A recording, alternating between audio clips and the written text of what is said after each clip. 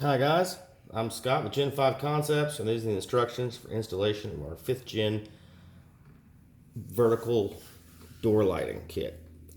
What you'll get on this kit that's different than the past one is this directional light pipe. All right, the pipe is designed pre-bent for a couple of reasons, and as you see, it directs light in one direction versus all directions, kind of like the pipe that's on your door. This pipe is designed differently also so that it's replaceable. It's very small, smaller than the rest of the pipes you're used to dealing with, which makes it fairly delicate. If for any reason you do break this in installation, contact us, and for a very small fee we can replace just the pipe. And you just pull the pipe out, put a new one in, and reinstall and try again. That way you don't have to keep spending money because you had an accident. We understand how that happens. So just real quick, we're going to show you how to put it in. Should only take you about 5 minutes. We're going to start right here and work our way up to here. The pipe has a curve for two reasons. One, to match the curve on the door.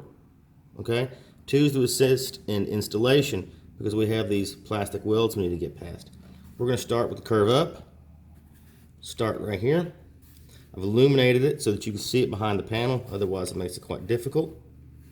You're going to gently push it up. It's going to make its way up the door, and you're probably going to get hung somewhere around there.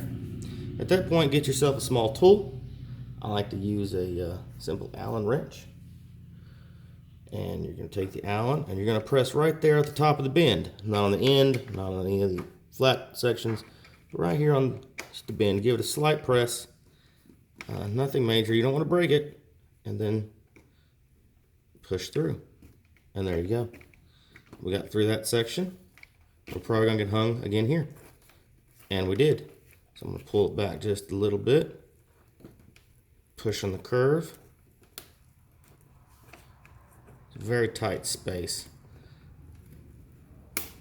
And there we go. We're through.